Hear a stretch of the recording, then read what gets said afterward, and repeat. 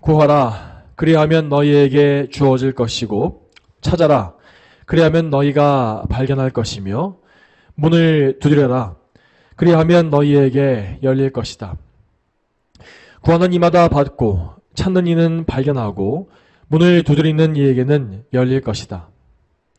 너희 중에 자기 아들이 빵을 달라고 하는데 돌을 주고, 생선을 달라고 하는데 뱀을 줄 자가 어디 있겠느냐? 너희가 악하더라도 너희 자녀들에게 좋은 선물들을 줄 안다면 하늘에 계신 너희 아버지께서는 그분을 구하는 자들에게 좋은 것들을 얼마나 더 잘 주시겠느냐? 그러므로 사람들이 너희에게 해주기를 바라는 것은 무엇이든지 너희도 그대로 해주어라. 이것이 율법과 선지자들이다. 아멘. 오늘은 믿음의 기도에 응답하시는 하나님이라는 제목으로 하나님의 말씀을 증거하겠습니다. 오늘 우리는 다시금 기도에 대한 예수님의 교훈을 듣게 됩니다. 자, 이 본문의 말씀은 지난 6장 5절부터 15절에 나와 있는 기도에 대한 말씀과 이어서 생각해 볼 필요가 있습니다. 앞선 6장에서 예수님은 남에게 보이기 위해서 외식하며 기도하는 것을 책망하셨고, 또한 기도의 의미를 생각하지 아니하고 마치 마술 주문을 외우듯이 하는 이방인들의 기도 역시 정죄하신 바 있습니다. 그리고 나서 예수님은 주기도문을 통하여서 참된 기도의 모범적인 내용이 무엇인지를 잘 보여주셨죠. 이렇게 6장에서 나와 있었던 기도에 대한 말씀은 기도에 필요한 기본적인 믿음과 그리고 기도의 내용에 대한 교훈을 먼저 보여주었습니다. 그리고 오늘 말씀인 7장으로 넘어오게 되면 이 7장의 내용은 주로 말씀을 실천하는 삶에 대해 말한다고 하였습니다. 그래서 기도라고 하는 주제에 대해서도 예수님은 응답의 확신을 가지고 실제로 기도를 할 것을 요구하시는 것입니다. 만일에 우리가 6장에서 주기도문의 내용을 보고 배우는 것에서 멈춘다면 우리는 그저 기도에 대해서 머리로만 아는 수준에 머물 것입니다. 그러나 예수님은 우리에게 말씀하시기를 너희가 이제 기도를 배우게 되었으니 실제로 그 기도를 해야 한다 라고 명하시는 것입니다. 그러므로 예수님은 오늘 본문의 이 말씀을 통하여 우리가 확신과 열심을 가지고서 기도에 실제로 임할 수 있도록 인도해 주시는 것이죠. 우리는 이 말씀에 순종함으로써 하나님을 기쁘시게 하는 기도의 삶을 살아가야 마땅한 것입니다. 그러면 이 일을 위해서 오늘 본문을 살펴보겠습니다. 먼저 7절과 8절의 말씀을 같이 한번 읽어보겠습니다. 자, 7절과 8절 말씀 읽겠습니다. 시작. 구하라, 그리하면 너희에게 주어질 것이고, 찾아라, 그리하면 너희가 발견할 것이며, 문을 두드려라, 그리하면 너희에게 열릴 것이다.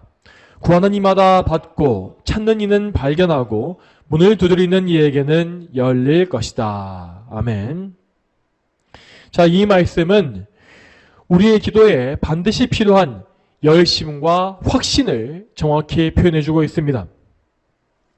이 말씀에서 먼저 구한다 라고 하는 것은 하나님의 은혜에 대한 강렬한 소망을 가리키고 있습니다. 이것은 우리의 이 귀한 보화가 오직 하나님의 은혜에만 달려있음을 믿는 것이고, 그래서 하나님의 은혜 외에는 다른 것을 구하지 않는 그러한 자세요 마음입니다. 그러므로 만일 우리가 하나님 이외에 다른 곳에 소망을 두거나 우리의 마음을 흩어서 분산시키고 있다면 우리는 기도할지라도 하나님의 은혜를 받을 것을 기대하지 못할 것입니다. 다음으로 또 이어서 찾으라고 하는 것은 하나님의 응답을 발견할 때까지 많은 수고를 기울이는 것을 의미합니다. 마치 우리가 어떤 귀중한 물건을 잃어버렸을 때에 집안 곳곳을 샅샅이 뒤지는 것처럼 우리는 그렇게 집요한 열심과 집중력을 가지고 기도의 응답을 끈질기게 구해야 한다는 것이죠. 그리고 다음으로 문을 두드린다라고 하는 것은 하나님의 응답을 확신하는 가운데에서 명확한 목적을 가지고 기도하는 것을 의미합니다. 여러분, 우리가 어떤 문 앞에 서서 그 문을 두드린다고 하는 것이 무슨 의미겠습니까? 그것은 그 안에 있는 사람이 그 문을 열어줄 것을 기대하는 분명한 목적과 이유에 의해서 행하는 것입니다. 만일 우리가 그 문 안에 어떤 사람이 없다고 생각하거나 그 문이 절대 열릴 수 없을 것이라고 믿는다면 우리는 절대 그 문을 두드리지 않겠죠. 이처럼 우리는 우리의 주인 되신 하나님께서 닫혀있는 문을 열어주실 것을 믿고 기대함으로써 명확한 기도를 해야 하는 것입니다. 다시 말해서 우리는 항상 기도할 때에 명확한 정신과 분명한 믿음을 가지고 내가 지금 무엇을 기도하는지 아는 가운데 또 어떤 것을 기대하는지 아는 가운데 기도를 해야 하는 것입니다. 자, 이와 같이 예수님께서는 구하고 찾고 문을 두드리는 이 세 가지의 표현을 통하여서 우리 기도에 필요한 믿음과 자세가 무엇인지를 가르쳐 주십니다. 우리는 참으로 기도할 때에 하나님의 은혜에만 우리의 소망을 둬야 하고 응답을 받을 때까지 끈질기게 매달려야 하며 또한 명확한 믿음과 목적을 가지고 기도를 할 수 있어야 합니다. 자, 물론 이러한 기도의 자세는 오직 하나님의 뜻에 합한 기도에만 적용할 수 있는 것입니다. 만일 우리가 우리의 정욕을 이루기 위해서 기도를 사용한다면 우리는 아무리 열심히 끈질기게 기도할지라도 응답을 기대해서는 안 됩니다. 물론 이렇게 정욕을 위해서 하는 기도를 응답받는 사람들도 분명히 있습니다. 하지만 그러한 기도 응답은 오히려 그들의 마음에 가득한 죄악을 심판하시기 위해서 내리시는 징계입니다.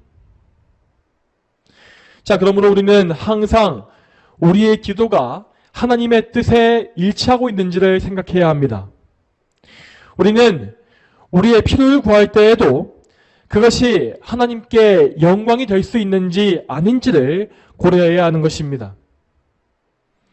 그리고 특별히 우리는 우리의 필요보다 하나님의 영광 자체를 구하고 찾는 기도를 정말 열심으로 드려야 합니다. 이 땅에 가득한 죄악이 제거되고 온 기독교회에 부흥이 임하며 하나님의 공의가 이루어지게 해달라고 하는 그러한 소원에 우리는 큰 열심을 가지고 매달려야 한다는 것입니다. 또한 우리는 우리 자신이 하나님의 영광을 위한 도구가 되게 해달라고 늘 간구해야 합니다. 이 소원을 위하여서 우리는 먼저 나에게서 하나님의 영광을 가리는 모든 것을 찾아내야 하고 그것을 제거해 주시기를 조목조목 말하면서 기도해야 합니다. 그것이 한 번 기도한 것으로 안 된다면 내가 그 죄를 끊고 이길 수 있을 때까지 계속 기도해야 하는 것입니다. 또한 우리에게 하나님께 영광을 돌리기 위해서 필요한 은혜의 선물이 있다고 한다면 우리는 역시 뜨거운 열심과 집중력을 가지고서 그 은혜를 간구해야 합니다. 하나님을 섬기기 위해서 우리에게 지혜가 필요하다면 지혜를 계속 구해야 하고 우리에게 순종의 마음이 없다면 그 역시 하나님께 구해야 합니다. 그리고 무엇보다 우리는 하나님을 향하여서 뜨거운 사랑이 항상 우리 마음속에 불타게 해달라고 정말 열심히 구하고 찾으며 문을 두드려야 하는 것입니다. 자, 그러면 다음으로 우리는 우리의 기도가 이루어질 것을 어떻게 신뢰할 수 있겠습니까? 우리가 단지 기도를 열심히 하기 때문에 그 열심이 공로가 되어서 응답의 근거가 되는 것일까요? 그렇지 않습니다. 자, 하나님께서 우리의 기도에 응답해 주시는 것은 그 근거는 오로지 그분의 긍휼과 은혜의 성품에 있습니다. 다시 말해서 하나님께서 우리의 아버지이시기 때문에 그분은 우리의 연약한 기도에도 응답해 주시는 것입니다. 자, 이에 대해서 오늘 본문의 9절과 10절 말씀을 같이 보겠습니다. 자, 본문의 9절과 10절 말씀 같이 읽겠습니다. 자, 시작. 너희 중에 자기 아들이 빵을 달라고 하는데 돌을 주고 생선을 달라고 하는데 뱀을 줄 자가 어디 있겠느냐. 아멘. 이 말씀에서 예수님은 이 자녀와 아버지의 관계에 대해서 비유를 말씀하고 계십니다. 자녀들은 배가 고플 때에 아버지로부터 음식을 공급받습니다. 여기에 나와 있는 이 빵과 생선이라고 하는 것은 예수님께서 산상수훈을 선포하셨던 갈릴리 지역에서 주식으로 사용했던 대표적인 식량을 보여줍니다. 자, 그러므로 이 비유에 나와 있는 아들은 이 뭔가 특별한 것을 요구한 것이 아니라 자기의 생존을 위해서, 목숨을 부지하기 위해서 꼭 필요한 일용할 양식을 아버지께 구한 것입니다. 혹시 이 아들이 뭔가 대단히 잘못된 것을 구했거나 아니면 쓸데없는 사치품 같은 것을 구했다면 아버지는 마땅히 그것을 주지 않고 거절했어야 할 것입니다. 하지만 아들이 그의 줄인 배를 채우기 위해서, 그의 생명을 위해서 밥을 달라고 구한다면 어떤 아버지가 그 소원을 거절할 수 있겠습니까? 만일 이 말씀에 나와 있는 것과 같이 아들에게 밥 대신에 돌이나 뱀을 던져주는 아버지가 있다면 그런 사람은 정말로 아버지의 자격이 없는 것입니다. 자, 그러므로 우리는 이 비유의 말씀을 들을 때에 우리에게 있는 불신앙과 의심을 먼저 회개해야 합니다. 만약 우리가 우리의 삶에 필요한, 우리의 목숨에 필요한 자원의 공급에 대해서 하나님을 의심하고 있다면 우리는 지금 하나님을 이 땅의 아버지보다도 더 못한 분으로 여기고 있는 것입니다. 그래서 예수님은 우리의 이 불신앙을 깨우치시고 기도 응답에 확신을 가질 것을 명하십니다. 이 명령에 대해서 이 본문의 11절 말씀을 같이 읽어보겠습니다. 오늘 본문의 11절 말씀 같이 읽어보겠습니다. 자, 시작. 너희가 악하더라도 너희 자녀들에게 좋은 선물들을 줄 안다면 하늘에 계신 너희 아버지께서는 그분을 구하는 자들에게 좋은 것들을 얼마나 더 잘 주시겠느냐. 아멘. 이 말씀의 첫머리에서 예수님은 너희가 악하더라도 라고 하셨는데, 자, 이 표현은 우리 안에 있는 죄성, 내적인 부패의 본성을 가리키고 있는 것입니다. 이렇게 우리는 비록 악한 본성을 다 가지고 있지만 그럼에도 불구하고 우리의 자녀에게 좋은 것을 주고 싶은 그런 욕망을 다 가지고 있습니다. 부모가 자기 아이에게 좋은 선물을 주고 싶어 하는 것은 정말 우리 모든 인류가 다 공감할 수 있는 너무나 당연한 마음이지 않습니까? 자, 그렇다면 우리는 이제 이것을 통하여서 우리 하늘아버지의 마음을 잘 생각해 봐야 할 것입니다. 연약한 죄인에 불과한 육신의 아버지도 자녀에게 좋은 것을 주고 또 좋은 것을 주고 싶어 한다면 거룩하신 하늘아버지께서는 과연 어떠하시겠습니까? 여러분, 우리는 하나님을 신뢰하기 위하여서 우리 예수님께서 하나님에 대해서 사용하신 그 명칭, 그 칭호를 잘 살펴볼 필요가 있습니다. 예수님께서는 말씀하시기를 하늘에 계신 너희 아버지라고 하셨습니다. 이 표현은 곧 주기도문에 나와 있는 첫 단어들과 똑같이 일치하는 것입니다. 우리는 기도할 때마다 하늘에 계시는 우리의 아버지를 부릅니다. 이 이름에는 하나님에 대해서 우리가 믿어야 할 바가 무엇인지가 정확히 나와 있습니다. 여러분, 무엇보다 우리 하나님은 우리의 아버지이십니다. 하나님은 우리를 창조하신 분으로서 우리 모두의 생명의 근원이 되시는 분입니다. 그러나 하나님은 단지 우리를 창조하시기만 한 것이 아니라 우리를 택하시고 부르셔서 당신의 특별한 자녀로 삼아주신 것입니다. 이 일을 위하여서 하나님은 당신의 유일한 독생자 아들을 우리에게 보내주셨고 그 아들 예수님을 율법 아래에 태어나게 하셔서 율법 아래에 복종시키셨습니다.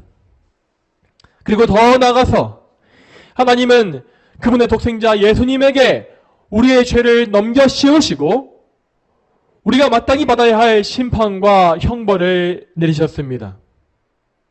이러한 모든 일들은 모두 다 우리를 죄에서 속량하시고 하나님의 자녀로 양자 삼으시기 위한 사역이었습니다.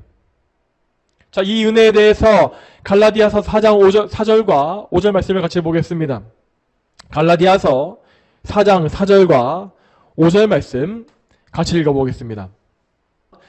그러나 때가 찼을 때에 하나님께서 자기 아들을 보내셔서 여자에게서 나게 하시고 율법 아래 나게 하셨으니 이는 율법 아래 있는 자들을 속량하시고 우리로 아들의 신분을 얻게 하시려는 것이었다. 아멘. 여러분, 이 말씀과 같이 우리는 하나님의 독생자 예수 그리스도를 통하여서 하나님의 아들된 신분을 얻게 되었습니다. 그리스도께서는 성자 하나님이시기 때문에 그분께서 자기의 몸값으로 친히 지불하신 그 값은 정말로 무한한 값어치를 가지고 있습니다. 그러므로 우리가 얻은 바 이 자녀의 신분은 참으로 확실하고 영원한 것입니다. 하나님께서는 그분에게 가장 귀한 아들을 우리에게 내어주심으로써 우리를 향한 그 사랑을 이미 확증해 주셨습니다. 그러므로 우리는 결단코 그 사랑을 의심할 필요가 없고 또한 아버지 하나님의 은혜로서 모든 것을 공급받을 수 있다는 이 사실을 확신해야 합니다. 계속 이어서 우리 예수님은 하나님을 가리켜서 하늘에 계신 아버지시다라고 말씀하십니다. 하나님께서 하늘에 계신다라고 하는 이 말은 하나님의 전능하심과 전지하심을 의미하는 것입니다.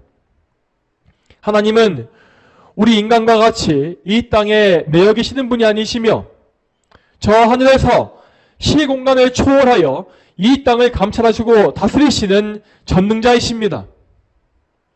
그래서 이 세상의 만물과 모든 사람은 하나님 앞에 벌거벗겨진 것처럼 드러나 있으며 하나님은 정말로 모든 일들을 아시고 또한 모든 일들을 하실 수 있는 분이십니다. 여러분, 하나님의 이러한 전능의 능력에 대해서 성경의 말씀을 또 찾아보겠습니다. 민수기 11장 21절부터 23절을 보시겠습니다. 민수기 11장 21절부터 23절의 말씀을 같이 읽어보겠습니다. 모세가 말하였다. 저와 함께 있는 백성의 보행자가 60만 명인데 주께서 그들에게 고기를 주어 한 달 동안이나 먹게 하시겠다고 말씀하셨습니다. 하지만 그들을 위하여 양떼와 소떼를 잡은들 그들에게 충분하겠으며 그들을 위하여 바다의 모든 고기들을 모은들 그들이 만족하겠습니까? 여호와께서 모세에게 말씀하시기를 여호와의 손이 짧으냐? 이제 내 말이 내게 이루어지는지 아닌지 내가 보게 될 것이다 하셨다. 자, 여기 또 이어서 31절과 32절도 같이 읽어보겠습니다. 자, 31, 32절 같이 읽겠습니다. 자, 시작. 바람이 여호와께로부터 나와 바다에서부터 메추라기들을 휘몰아와서 진영 위에 떨어뜨리니 이쪽으로도 하룻길 저쪽으로도 하룻길이 되도록 진영 사방의 지면 위에 2규빗 높이로 쌓였다. 백성이 일어나 그날 온종일 그리고 밤새도록 또 다음날 하루 종일 메추라기를 모았는데 적게 모은 자도 10호매를 모았으며 그들이 자신들을 위하여 진영 사방에 펼쳐 놓았다. 아멘.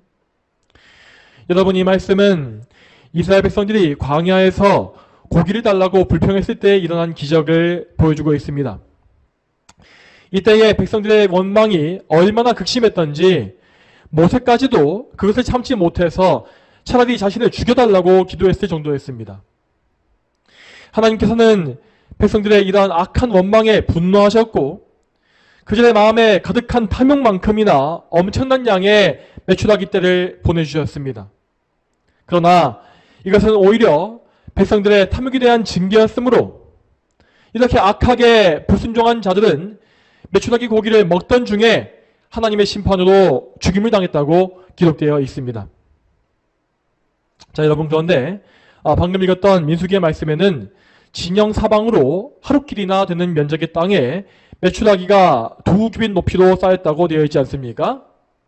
자, 이 말씀에서 하룻길이라는 이 거리는 한 사람이 하루 동안 걸을 수 있는 거리인데 이것은 아무리 적게 잡아도 32km라고 합니다. 그리고 2규빗은 대략 90cm 정도의 높이라고 합니다. 그러니까 이 말씀의 면적을 계산해 보자면 대략 서울 면적의 5배가 넘는 엄청난 땅에 90cm 높이로 메추라기가 쌓인 것을 말하는 것입니다. 그리고 이 정도 양의 메추라기는 대략 48조 마리에 이른다고 합니다. 이것은 아무리 기적이라 할지라도 이 지구상에서는 불가능한 수치입니다. 그래서 대부분의 구약학자들은 여기에 히브리어 특유의 문학적인 과장법이 드러난 것이라고 해석하는 경우가 많습니다. 여러분, 하지만 분명한 것은 무려 200만 명이 넘는 이스라엘 백성들이 모두 모여서 이틀에 걸쳐서 모두 남았을 정도로 이 메추라기가 많았다고 하는 사실입니다. 그만큼 백성의 탐욕은 컸고 하나님의 진노 역시 컸던 것입니다. 자, 여기에서 우리가 이 말씀에 적용하여 주목해야 할 점은 바로 하나님의 전능하신 능력입니다. 우리가 보기에는 도저히 불가능해 보이는 일이라 할지라도 하나님께는 전혀 어려운 일이 아닙니다. 여러분, 하나님은 이스라엘 백성에게 이렇게 가장 진노하셨을 때에도 이렇게 상상하기 어려운 양의 양식을 주실 수 있었습니다. 그렇다면 우리가 하나님을 신뢰하고 감사할 때에는 어떠하시겠습니까? 하나님께서 과연 하나님을 기쁘시게 하는 자녀에게 그를 인색하게 대하시거나 악의적으로 그를 궁핍하게 만드시겠습니까? 절대 그렇지 않습니다. 우리 하나님은 어제나 오늘이나 그리고 앞으로도 언제나 우리를 가장 선하게 대하시는 분입니다. 그러므로 우리가 지금 당하고 있는 상황은 항상 하나님께서 보시기에 우리에게 가장 적합한 것입니다. 우리가 풍족할 때에나 또는 가난할 때라도 하나님은 가장 합당하고 선한 것을 우리에게 공급하고 계신 것입니다. 여러분, 그러므로 하나님께서 무지하시거나 능력이 없으셔서 기도에 응답하지 않으시는 경우는 절대 없습니다. 문제는 항상 우리에게 있는 것입니다. 우리가 모든 상황 속에서 하나님을 신뢰하지 못하고 그분께 우리 자신을 의탁하지 못하기 때문에 그분의 선물을 누리지 못한다는 것입니다. 우리는 사실 어떤 상황에 처할지라도 불평이 많고 쉽게 죄로 기울어지는 본성을 다 가지고 있습니다. 먼저 우리는 풍족할 때에도 쉽게 긴장감이 풀어지고 교만해지며 하나님을 멀리하는 경우가 많습니다. 하지만 그럴 때라도 우리는 우리의 본성을 부인하고 언제나 겸손하게 하나님께 우리 마음을 다 바쳐야 합니다. 우리는 풍족할 때에 나의 풍족함을 나만을 위해 쓰는 것이 아니라 우리의 형제들, 우리의 이웃들에게 나누어 주어야 합니다.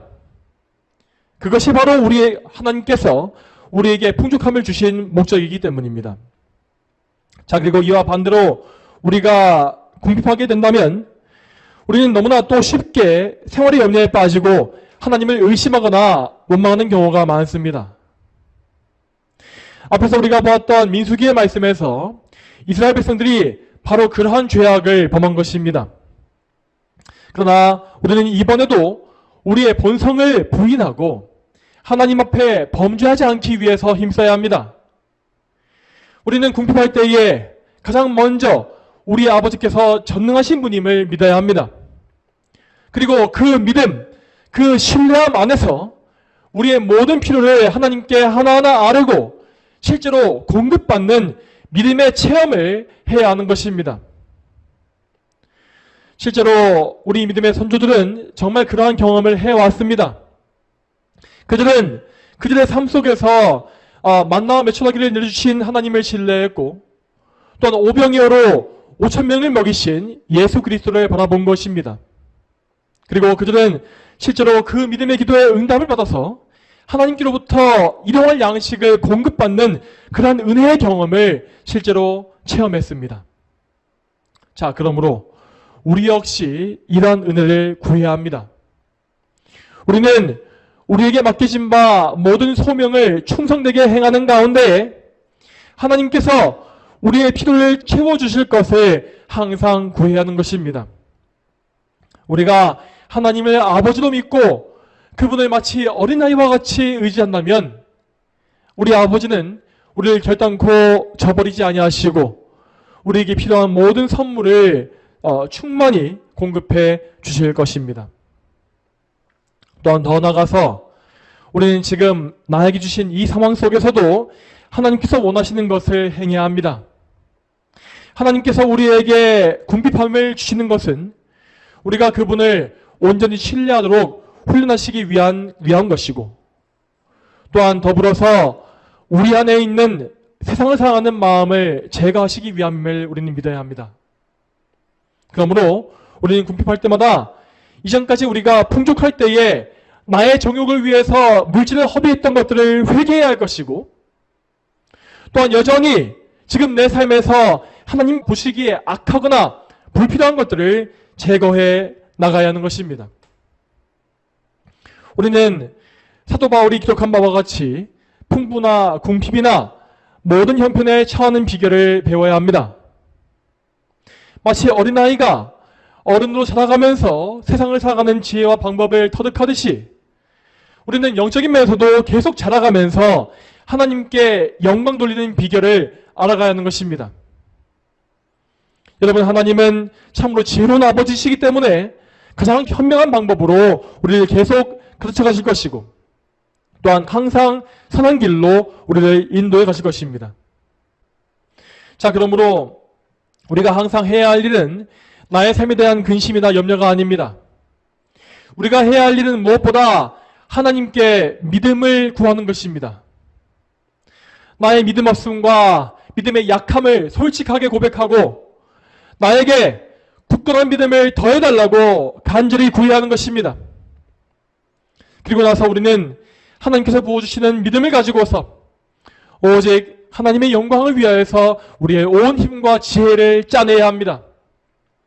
우리 삶의 모든 면에서 어리석음과 불신앙과 나태함을 제해버리고 모든 것이 하나님께 영광이 되도록 우리의 충성을 다해야 하는 것입니다.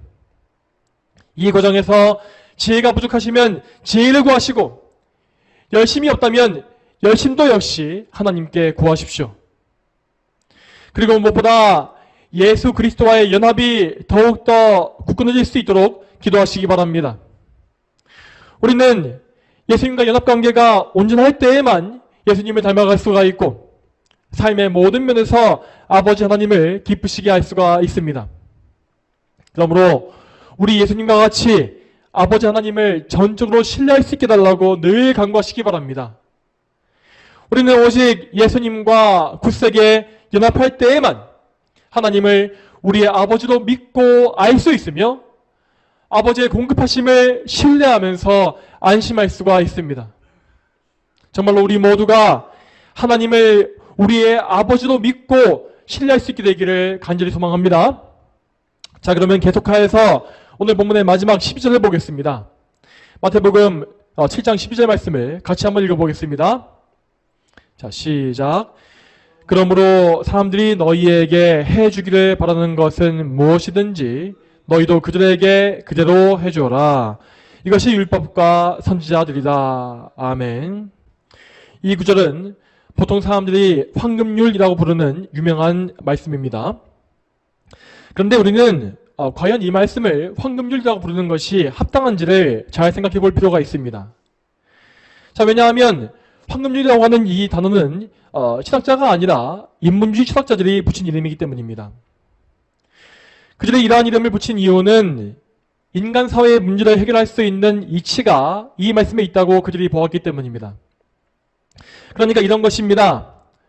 내가 남에게 뭔가를 원할 때 그것을 먼저 일방적으로 달라고 구한다면 분명히 싸움이 벌어질 것이다.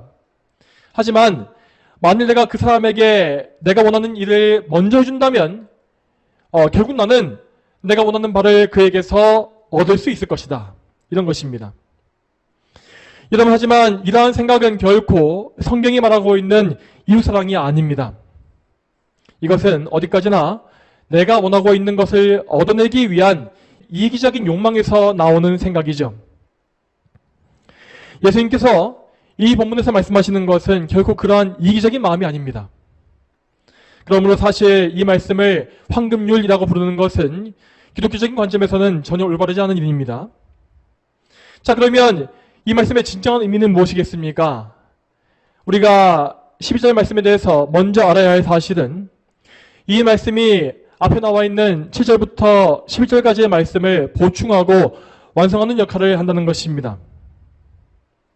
앞에서 보았던 바와 같이 우리는 하나님께 뭔가를 받을 자격이 없음에도 불구하고 오직 하나님의 은혜 덕분에 온갖 좋은 것을 다 누리고 있습니다. 그렇기 때문에 우리는 그 은혜에도 은혜에 응답하여서 우리의 이웃들에게 은혜를 베풀어야 마땅하다는 것입니다. 우리 예수님은 분명히 12절의 첫 단어를 그러므로 라고 시작하셨습니다. 즉 예수님은 우리를 향하여서 이렇게 말씀하시는 것입니다. 너희는 아버지 하나님의 은혜로서 그분께로부터 풍성한 은혜를 맛보았고 또한 받고 있다.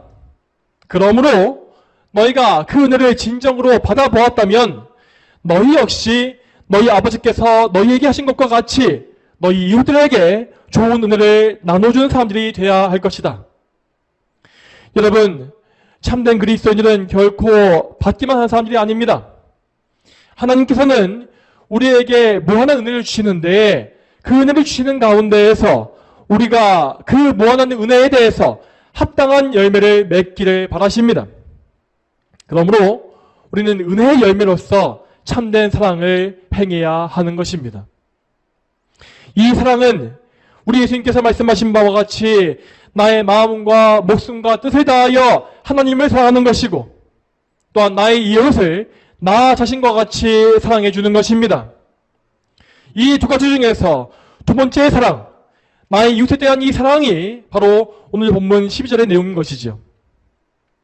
여러분, 우리 모두는 항상 다른 이웃들에게 좋은 것들을 받고 싶어 하지 않습니까? 우리는 남들에게 사랑과 인정을 받고 싶어 하며 좋은 선물들을 받기를 원하고 친절한 말과 상냥한 태도로 그들이 나를 대해주기를 바랍니다. 이것은 모두 우리 인간의 본성이며 나 자신을 사랑하는 마음 때문에 나오는 욕망입니다. 그러나 우리는 남에게 뭔가를 원하는 이 마음을 잠시 부인하고 오히려 우리 이웃들에게 먼저 사랑을 줘야 하는 것입니다. 나 자신을 사랑하는 나의 본성과 같이 내 이웃을 사랑하고 내가 받기를 원하는 좋은 것들을 이웃에게 주는 이렇게 나의 자연적인 본성을 부인하고 내 이웃에게 사랑을 베푸는 이것이 바로 예수님께서 말씀하신 이웃사랑의 원칙인 것입니다. 비록 나의 이웃이 참으로 인색하여서 나에게 해주는 것이 없다 할지라도 우리는 먼저 그들을 사랑하는 사람이 되어야 하는 것입니다. 여러분, 이러한 사랑은 저 인본주의 철학자들이 도저히 이해할 수가 없는 큰 사랑입니다. 어떻게 죄인인 인간이 이익적인 목적이 전혀 없이 이웃을 먼저 사랑할 수 있겠습니까? 이렇게 성도들이 인간의 한계를 뛰어넘을 수 있는 이유는 항상 그리스도와의 연합 때문임을 우리는 항상 알아야 할 것입니다. 우리 예수님은 우리가 그분과 원수되었을 때에 먼저 우리를 사랑해 주시는 분입니다. 우리는 예수님께 좋은 것을 먼저 드린 적이 전혀 없었습니다. 다만 우리가 그분께 드린 것이 있긴 했는데 그것은 우리가 가진 것 중에 제일 나쁜 것들, 곧 우리의 죄와 저주와 형벌과 심판이었습니다. 하나님께서 우리의 모든 죄악과 나쁜 것을 그리스도께 전가시키셨기 때문에 예수님께서는 우리로 인하여 우리가 당해야 할 모든 형벌을 대신 담당하신 것입니다. 예수님께서는 우리 때문에 모든 좋은 것을 포기하셔야 했고 우리 때문에 비천해지셨으며 우리로 인하여서 지극히 가난해지셨습니다. 이와 반대로 우리는 예수님 덕분에 영생을 얻었고 예수님으로 인하여 존귀해졌으며 또한 부유해졌습니다. 우리는 이 구원의 은혜를 항상 기억해야 하고 깊이 감사해야 합니다. 그리고 그 감사를 표현하기 위하여서 예수 그리스도의 사랑에 연합하기를 항상 구하고 간절히 기도해야 합니다. 정말 여러분께서 하나님의 은혜에 보답하려는 마음이 있으시다면 그 방법은 결코 여러분 안에 없음을 아시기 바랍니다. 여러분에게는 하나님을 흡족하시게 할 만한 그 어떤 것도 없다는 사실을 여러분은 정말 철저히 아셔야 합니다. 하나님을 기쁘시게 하는 모든 것은 오직 우리의 머리 대신 그리스도 예수님 안에만 있음을 여러분 믿으십시오. 하나님께서 만족하실 만한 선함, 하나님의 기준에 합당한 사랑, 또한 순종, 이 모든 것은 오직 예수 그리스도 안에만 있는 것입니다. 그러므로 우리는 결코 우리 스스로의 힘으로써 뭔가를 하려 해서는 안 됩니다. 우리는 항상 먼저 예수 그리스도를 바라보고 믿음으로 그리스도와 연합한 가운데 모든 선행을 해야 하는 것입니다. 오늘 이 12절의 말씀에 순종하는 길 역시 오직 예수님께만 있는 것입니다. 우리가 아무 조건 없이 이웃을 사랑하기 위해서는 우리는 오직 예수 그리스도 안에 있어야만 합니다. 그렇지 않으면 우리는 결국 나의 이기적인 목적을 위해서 사랑을 베푸는 그런 인간의 수준에만 머물 수밖에 없는 것입니다. 여러분, 성경은 분명히 말씀하기를 남이 우리에게 갚아줄 것을 기대하지 말고 사랑을 주라고 말씀하십니다. 자, 이에 대해서 누가복음 14장 12절부터 14절까지 말씀을 보겠습니다. 누가복음 14장 12절부터 14절입니다. 또 예수께서 자신을 초대한 자에게 말씀하셨다. 내가 5천이나 만천을 베풀 때에 내 친구들이나 형제들이나 친척들이나 부유한 이웃들을 초청하지 마라. 그들이 너를 다시 초대하여 내게 되갚지 않도록 하라. 내가 잔치를 베풀 때에는 차라리 가난한 자들, 불구자들, 절름발이들, 그리고 맹인들을 초대하여라. 그러면 내가 복될 것이다. 그들이 내게 갚을 것이 없으므로 의인들이 부활할 때에 하나님께서 너에게 갚으실 것이기 때문이다. 아멘. 자, 또한 예수님은 말씀하시기를 너희가 거저받았으니 거저 주어라 라고 하신 바 있습니다. 여러분, 우리는 항상 이 땅에서의 보상을 바라는 것이 아니라 하늘의 상급과 보상을 바라봐야 합니다. 그렇기 때문에 우리는 언제나 그리스도께서 공급하시는 능력에 힘입어서만 사랑을 베풀어야 하는 것입니다. 우리가 그리스도와 연합함을 통하여서 이웃을 사랑할 때에 우리가 그 사랑이 우리의 공로가 아님을 알기 때문에 이웃에게 보상을 바라지 아니하고 은혜를 줄 수 있을 것입니다. 이렇게 하나님의 은혜에 의지해서 선행을 하게 되면 우리는 하늘의 상급을 바라볼 수 있는데 그 상급은 곧 우리가 그리스도를 더 많이 소유하고 더 많이 아는 것이라고 제가 누차 말씀드린 바 있습니다. 여러분, 우리의 영원한 상급과 기업은 오직 그리스도 예수님이심을 믿으시기 바랍니다. 그리스도 예수님보다 더 귀한 것은 우리에게 없습니다. 그리스도를 가장 귀하게 여기고 그분께 많이 순종한 성도들은 천국에서도 그 그리스도 예수님을 더 많이 알고 더 가까이 하며 더 친밀하게 교제할 수 있는 복락을 누릴 것입니다. 이것이 바로 우리에게 약속된 상급입니다. 자, 이제 마지막으로 오늘 본문의 맨 끝에 나와 있는 말씀을 살펴보고 설교를 마치겠습니다. 우리 예수님은 12절의 말씀을 마치시면서 이것이 율법과 선지자들이다 하고 오셨습니다. 율법과 선지자라고 하는 이 표현은 곧 성경 전체를 가리키는 것입니다. 그러므로 우리는 아무 조건이 없이 이웃을 사랑하는 이 사랑이 곧 성경 전체의 요약이라는 사실을 알 수가 있습니다. 다시 말해서 하나님께서 우리에게 성경을 계시해 주신 이 목적이 곧 우리에게 참된 이웃사랑을 이루시는 여기에 있다는 것입니다. 여러분, 우리는 이 말씀의 의미를 잘 알아야 합니다. 하나님께서 우리를 구원하신 목적이 무엇입니까? 말씀에 따르면 그것은 우리가 그리스도의 형상을 본받게 하시기 위함이다 라고 하였습니다. 이에 대해서 로마서의 말씀을 보게 되면 이렇게 되어 있습니다. 로마서 8장 말씀에 하나님께서 미리 아신 자들을 그 아들의 형상을 본받게 하기 위하여 또한 미리 정하셨으니 이는 그 아들이 많은 형제 가운데 맏아들이 되게 하시려는 것이다 하였습니다. 이 말씀과 같이 하나님은 우리를 그리스도와 연합하게 하심으로써 그리스도의 형상을 본받게 하십니다.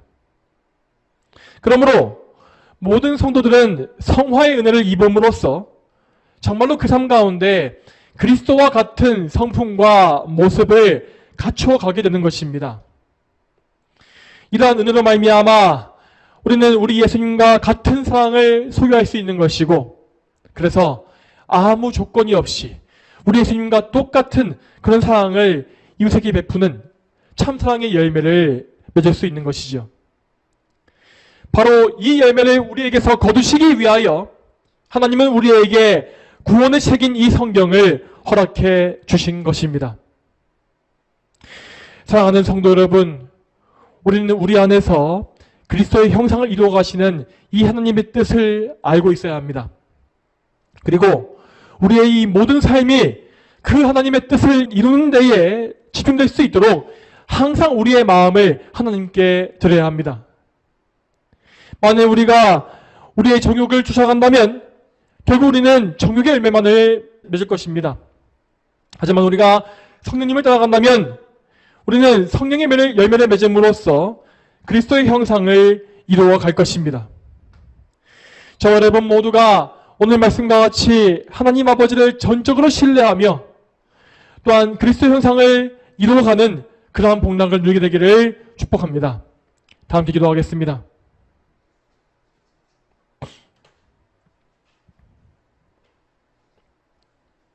하나님 아버지, 오늘도 마태복음의 산상수훈의 말씀을 통하여 우리가 어떤 기도, 어떤 믿음과 어떤 자세로 기도해야 하는지를 보게 하시고, 또한 우리가 기도할 때에 어떤 이웃사랑을 우리에게 베풀어야 하는지를 보게 하심에 참으로 감사합니다.